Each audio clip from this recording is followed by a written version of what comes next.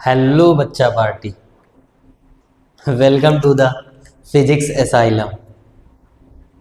आज हम पढ़ने जा रहे हैं क्लास 11th का इंट्रोडक्शन। आप लोग जो है क्लास 10th पास आउट होके अभी जो है वो रिज़ल्ट आ चुका है आप लोगों का। आप लोग 10th पास आउट होके 11th में आ रहे हैं, लेकिन 11th में आ रहे हैं तो यहाँ पे क्या होगा कि जैसे ही आप 11th में आएंगे तो अभी तक आप 10th तक पढ़ के आ रहे थे साइंस, ठीक है। अभी तक आप 10th में क्या पढ़ के आ रहे हैं? साइंस पढ़ के आ रहे हैं। तो उसी साइंस को फर्स्ट ईयर में जब आप पहुंचेंगे तो वो क्या कर दिया जाएगा? ब्रॉड बना दिया जाएगा।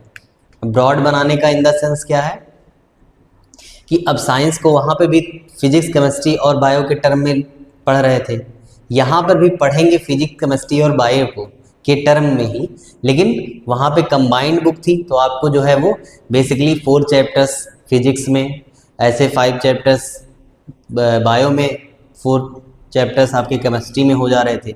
यहाँ पे जैसे आप आएंगे एक साथ इतना बर्डन आपके ऊपर आ जाएगा।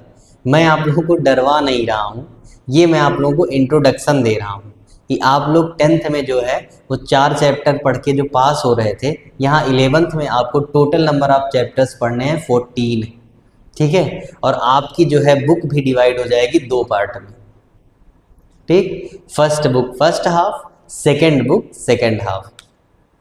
तो इसको कैसे डील करें हम, जो है वो जो हम लोगों का ये चैप्टर्स हैं, इस चैप्टर्स में मैं आपका सेगमेंट जो लेके चल रहा हूँ, मैं आपका सेगमेंट लूँगा फिजिक्स का, ठीक है, जिसमें बच्चों को सबसे ज़्यादा डर लगता है कि अरे ये फिजिक्स क्या आ गई है, ठीक है। सबसे ज़्यादा डरावना सब्जेक्ट जो आपका है वो है फिजिक्स, ठीक है। बच्चों को समझ नहीं आता है क्योंकि उनकी हाइपोथेटिकल जो है वो सोचने की एबिलिटी डेवलप नहीं हो पा रही है अभी, ठीक है। तो अभी तक डेवलप नहीं होती थी, तो इसीलिए जो चैप्टर हमारे फिजिक्स के हैं वो बच्चों को बहुत ही कॉम्प्लिकेटेड लगने लगते हैं। तो इन्हीं सब कुछ से जो ओवरकम करना है, इन्हीं सब जो मिथ है और इन्हीं सब से जो डरावनी चीज़ें आपके दिमाग में चल रही हैं, इसी सब से को ओवरकम करने के लिए हम आज जो है वो बताने जा रहे हैं आपको कि आपको क्लास 11th के फिजिक्स बुक में क्या क्या टॉपिक्स पढ़ने हैं, ठीक है। तो सबसे पहले शुरू करते हैं। जैसे मैंने यहाँ पे आपका जो वीडियो डाल रखा है, ये लिखा हुआ है आपका इंट्रोडक्शन अबाउट द सब्जेक्ट्स। कौन सा सब्जेक्ट है आपका? फिजिक्स के बारे में मैं आपको इंट्रोड्यूस करा रहा हूँ, ठीक है। तो डरने की कोई बात नहीं है, ठीक है। आप शांति से जो है वो कुर्सी पर बैठ जाइए, कुर्सी की पेटी को कस के बांध दीजिए, जैसे आप लोग को बताया जाता है। कुर्सी की पेटी बांध दीजिए और चलिए समझते हैं क्या व्हाट इज फिजिक्स, ठीक है। और फिजिक्स को पढ़ें क्यों, थोड़ा थोड़ा ओवरव्यू तो आप लोग 9th 10th में पढ़ के ही आए हैं, तो उसके आगे जो है हम लोगों को यहाँ पे क्या नया मिलेगा उससे हम आपको इंट्रोड्यूस कराने जा रहे हैं। तो जैसे ही आप क्लास 11th में जो है वो इंटर होते हैं, क्लास 11th में जैसे इंटर होते हैं, मार्केट से परचेज करके लाएंगे आप NCERT की बुक, ठीक है, जो कि हमारे यहाँ गवर्नमेंट प्रिस्क्राइब्ड है NCERT। उसकी बुक अगर आप लेके आएंगे तो उसमें फर्स्ट चैप्टर जो आपको मिलेगा वो मिलेगा फिजिकल वर्ल्ड। पहला चैप्टर क्या मिलेगा आपको? Physical world. तो फिजिकल वर्ल्ड में यहाँ पे फर्स्ट चैप्टर के बारे में थोड़ा थोड़ा इंट्रोडक्शन ऐसे बताते चलूँगा मैं। पहला जो चैप्टर आपका मिलेगा वो क्या मिलेगा? फिजिकल वर्ल्ड, ठीक है। अब यहाँ पे जो फिजिकल वर्ल्ड है यही जो है वो बेस प्रोवाइड कर रहा है, किसकी? फिजिक्स को बेस प्रोवाइड कर रहा है। जैसे कोई टॉपिक आपने लिया कंप्यूटर सब्जेक्ट का जो है पढ़ने लगे आप, तो कंप्यूटर सब्जेक्ट को पढ़ने से पहले हमने क्या पढ़ा था? पहले ही चैप्टर में हमने पढ़ा था हिस्ट्री ऑफ कंप्यूटर्स। क्या पढ़ा है? History of computers. अब ये हिस्ट्री ऑफ कंप्यूटर्स पढ़ाया क्यों जाता है? आखिर हिस्ट्री ऑफ कंप्यूटर्स क्यों पढ़ाया जाता है?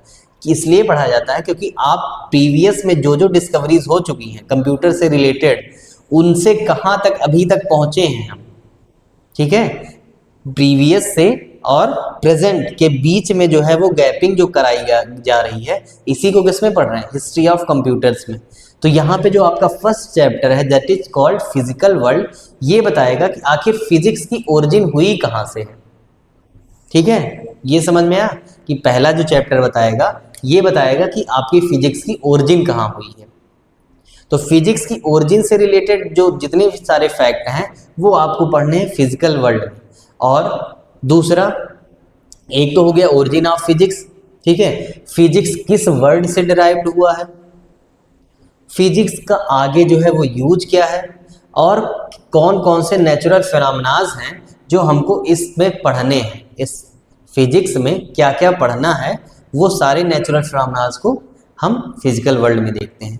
और इसमें क्या देखते हैं फिजिकल वर्ल्ड में, और फिजिकल वर्ल्ड में ये देखते हैं कि जो टाइप्स ऑफ फोर्सेस हैं, ये हमारा यूनिवर्स, इस यूनिवर्स में कितने टाइप के फोर्सेस लगते हैं। ठीक है, तो अभी 9th और 10th में हम लोग पढ़ के आ रहे हैं कि balance force, unbalance force, gravitational force, और जो था हमारा muscular force, contact force, non contact force, ये सारे फिनोमेना जो थे फोर्सेस के, वो यहाँ पे जो है वो कॉम्पैक्ट कर दिए जाएंगे। कॉम्पैक्ट करने का मतलब कि बेसिकली इस पूरे यूनिवर्स में सिर्फ 4 टाइप के फोर्सेस जो है वो एग्जिस्ट करते हैं।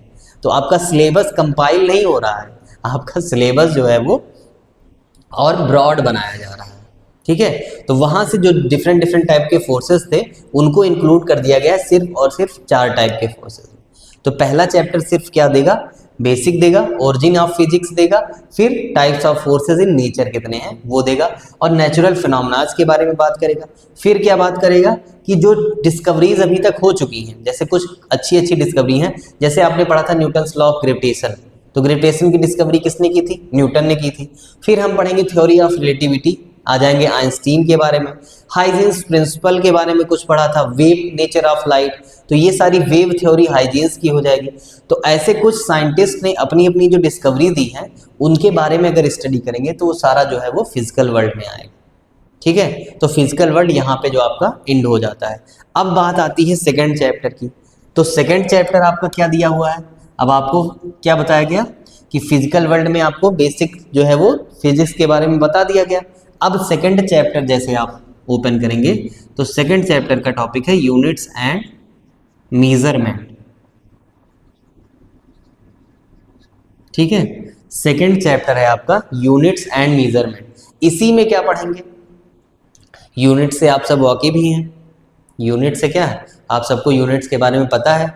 कोई भी क्वांटिटी ऐसी है, जैसे आप लोग जो है मार्केट में लेने जाते हैं, सपोज दैट कुछ भी खरीदने जाएंगे, सपोज दैट आप शुगर लेने जा रहे हैं, तो शुगर लेने जा रहे हैं तो शुगर को आप कहेंगे 1 kg दे दीजिए, 2 kg दे दीजिए, 5 kg दे दीजिए। ठीक है, तो यूनिट्स क्या लगाई, तुरंत यूनिट्स मेंशन हुई ना, केजी मेंशन किया आपने, ठीक, केजी मेंशन किया। उसके बाद अगर मार्केट से कुछ वाटर सब्सटेंस लेने जा रहे हैं, लिक्विड लेने जा रहे हैं, तो उसमें क्या होता है 1 लीटर आ जाता है, 2 लीटर आ जाता है। या टाइम के बारे में बात करेंगे तो टाइम आ जाएगा आपका 1 सेकंड, 2 सेकंड, 60 सेकंड, 100 सेकंड, इस तरह से। तो कोई भी क्वांटिटी होगी उसके पीछे हम क्या मेंशन कर रहे हैं, उसकी यूनिट्स मेंशन कर रहे हैं। तो इसलिए हम सेकंड चैप्टर में हमें बताना है कि इंडिया में कौन सी यूनिट्स चल रही हैं और फॉरेन में कौन सी यूनिट्स चल रही हैं। तो उन सबको कंपाइल करके हम इस चैप्टर में पढ़ेंगे यूनिट्स के बारे में। ठीक है, जैसे यूनिट्स का एग्जाम्पल बता दे रहे हैं आप लोगों को। जैसे आप लोग केक लेने जाते हैं तो केक बताता है कि इतने पाउंड का केक है, 1 पाउंड का केक है, 2 पाउंड का केक है या 4 पाउंड का केक है।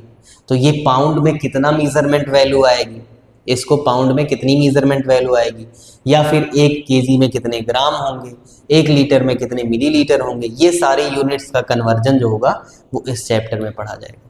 ठीक, अब यूनिट्स से ही रिलेटेड टॉपिक है आपका मेजरमेंट। ठीक है, तो मेजरमेंट और यूनिट के बीच का जो टॉपिक था वो था डायमेंशन। आपको पढ़ना है डायमेंशन। कोई भी ऐसी क्वांटिटी नहीं है जो अगर डायमेंशनली करेक्ट ना हो वो फिजिकली करेक्ट हो। ठीक है, मतलब कहने का मतलब जो मैं बोल रहा हूँ ये है कि कोई भी क्वांटिटी है, सपोज दैट जैसे हमने लिखा इलेक्ट्रिक पोटेंशियल, ठीक, जैसे हमने लिखा वर्क डन, तो ये सारी क्वांटिटीज जो हैं, वर्क डन हो गया, इलेक्ट्रिक पोटेंशियल हो गया, इलेक्ट्रिक करंट हो गया, अगर ये डायमेंशनली करेक्ट हैं तभी ये वैलिड होंगी। अगर ये डायमेंशनली करेक्ट नहीं है तो इनकी वैलिडिटी नहीं है। ठीक है, तो सेकंड चैप्टर में यूनिट्स एंड डायमेंशन के बारे में हम पढ़ेंगे, मेजरमेंट के बारे में पढ़ेंगे। मेजरमेंट हो जाएगा किसी की लेंथ मेजर कर रहे हैं, लाइट ईयर की डिस्टेंस मेजर कर रहे हैं कि सन जो है वो सन की लाइट जो है वो सन से अर्थ तक आने में जो है वो कितने टाइम्स चली गई है, तो वो डिस्टेंस मेजरमेंट किया जाएगा, लाइट ईयर इसको बोलते हैं, पार्सेक मेजरमेंट यूनिट आ जाएगी। ठीक है, तो ये सारी मेजरमेंट्स यूनिट जो आएंगी वो किस में पढ़ेंगे, मेजरमेंट में पढ़ेंगे। इसी में आप लोग जो है वो जैसे किसी सर्किल का वर्नियर कैलिपर्स की हेल्प से हम लोग निकालते हैं, मेजरमेंट करेंगे कि इसकी डायमीटर कितनी है। ठीक है, तो ये सारी जो मेजरमेंट है वो हम सेकंड चैप्टर में पढ़ेंगे। फिर हमारा थर्ड चैप्टर जो आएगा, थर्ड चैप्टर आएगा मोशन, जो कि क्लास 9th का आपका फर्स्ट चैप्टर था। मोशन किस में पढ़ के आए हैं, इन अ स्ट्रेट लाइन। ठीक है, क्लास 9th में ही तो पढ़ा था, motion in a straight line. Condition पढ़ेंगे रेस्ट और मोशन की।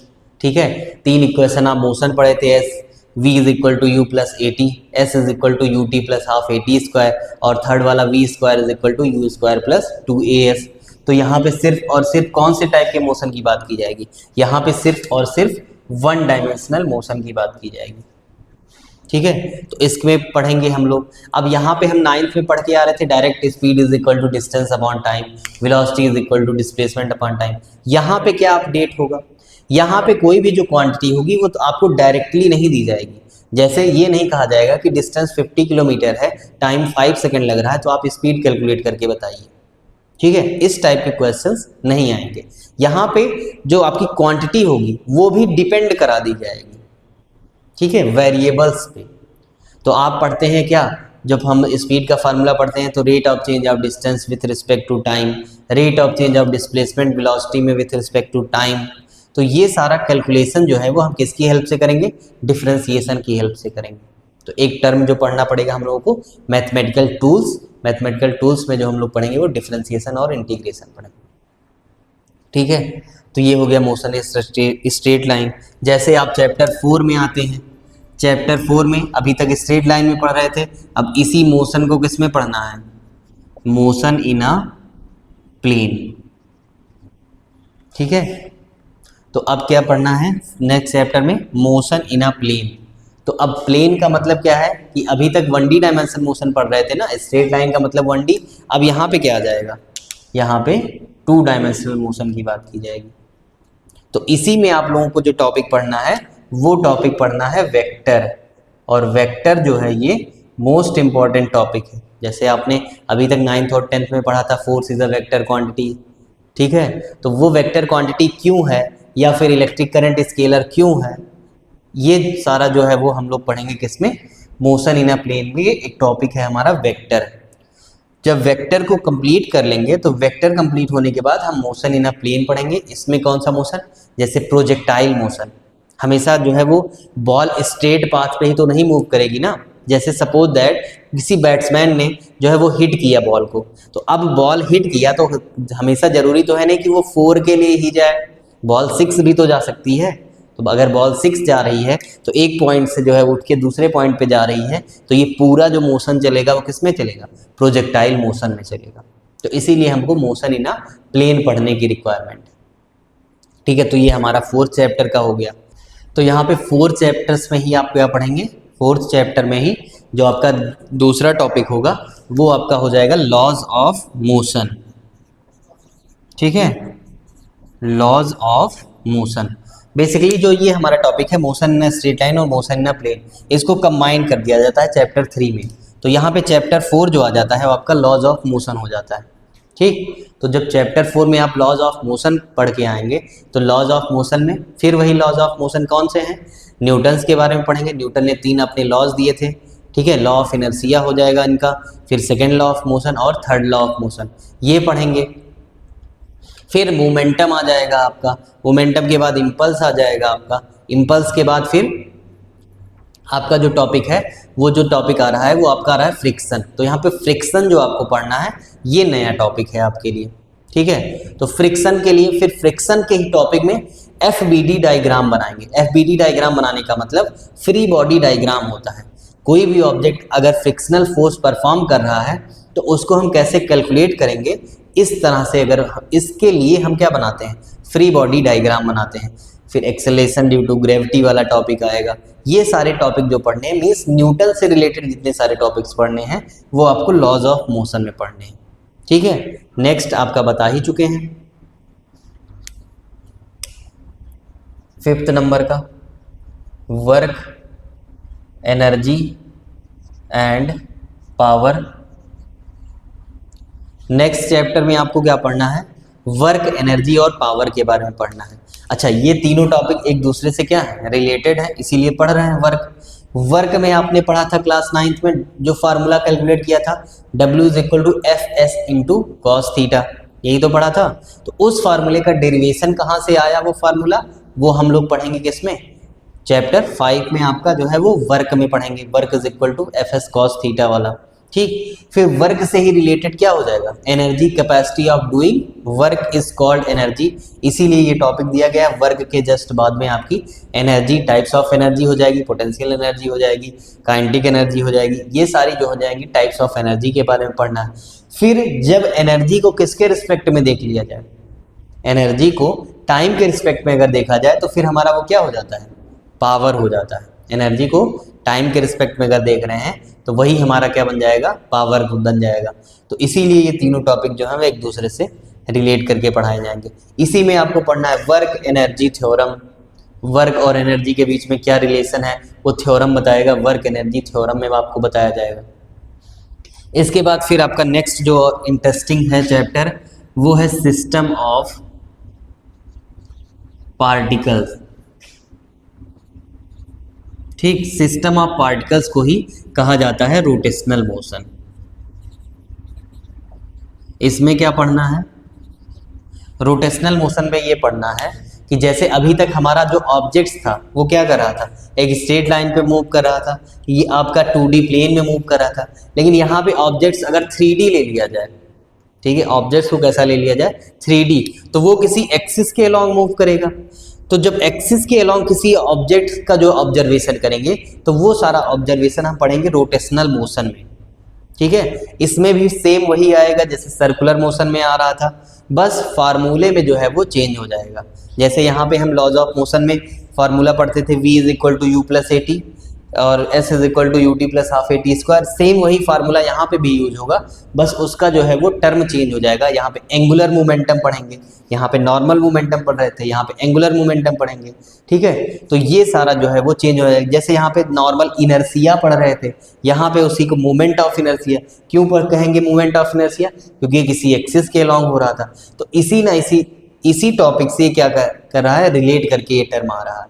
ठीक, तो अगर मोमेंट ऑफ इनर्सिया पढ़ना हुआ, जो है हमारा एंगुलर मोमेंटम पढ़ना हुआ, तो वो सारा कॉन्सेप्ट जो है वो हम रोटेशनल मोशन में पढ़ेंगे, मींस सिस्टम ऑफ पार्टिकल्स में पढ़ेंगे। अब चैप्टर 7 जो आपका, जो आपने वहाँ पे चैप्टर 3 में पढ़ रखा है, ये है आपका ग्रेविटेशन। ठीक, ग्रेविटेशन के बारे में तो आप लोग जानते ही होंगे, न्यूटन बाबा ने दिया था ग्रेविटेशन। और ग्रेविटेशन में क्या क्या पढ़ना है, पोटेंशियल एनर्जी कैलकुलेट करनी है, कोई ऑब्जेक्ट अर्थ की सरफेस पे हो, कोई ऑब्जेक्ट अर्थ की सरफेस से ऊपर हो, कोई ऑब्जेक्ट अर्थ की सरफेस से नीचे हो, कोई ऑब्जेक्ट अर्थ के सरफेस के सेंटर पर हो। ठीक है, तो डिफरेंट पोजीशंस पे हम लोग डिफरेंट ऑब्जेक्ट्स की स्टडी करते हैं, वो सारा किस में करेंगे, ग्रेविटेशन में करेंगे। यहीं पर हम पढ़ेंगे, ग्रेविटेशन में ही हम पढ़ेंगे क्या, कि कोई भी ऑब्जेक्ट, रॉकेट जो है वो अगर प्रोपेल किया जा रहा है तो ग्रेविटेशनल फोर्स से बाहर निकलने के लिए उसको कितनी वेलोसिटी चाहिए, मींस उसको बोलते हैं उसकी एस्केप वेलोसिटी। कोई भी ऑब्जेक्ट अर्थ की सरफेस से किस वेलोसिटी से छोड़ा जाए कि वो अर्थ की सरफेस का जो ग्रेविटेशनल फोर्स है वो उसको अट्रैक्ट ना कर पाए, तो that velocity is called escape velocity. तो एस्केप वेलोसिटी का कॉन्सेप्ट भी हम इसमें पढ़ेंगे। केपलर्स लॉ है प्लानेटरी मोशन का, केपलर्स लॉ के बारे में ग्रेविटेशन में पढ़ेंगे। तो ये फर्स्ट बुक में इतने सारे टॉपिक्स को पढ़ना है। ठीक है, तो नेक्स्ट वीडियो में हम लोग सेकंड बुक में क्या क्या पढ़ना है इसके बारे में हम लोग ओवरव्यू करेंगे। तो आज के लिए जो है वो इतना ही रखते हैं। तो आप सभी लोग क्लास 11th के जो भी एस्पायरेंट्स हैं, ये आप लोग वीडियो को लाइक करेंगे, शेयर करेंगे और सब्सक्राइब कर लेंगे इस चैनल को। क्यों? क्योंकि आपको जो है वो नेक्स्ट वीडियो जो है वो इसी चैनल पे मिलती रहेगी।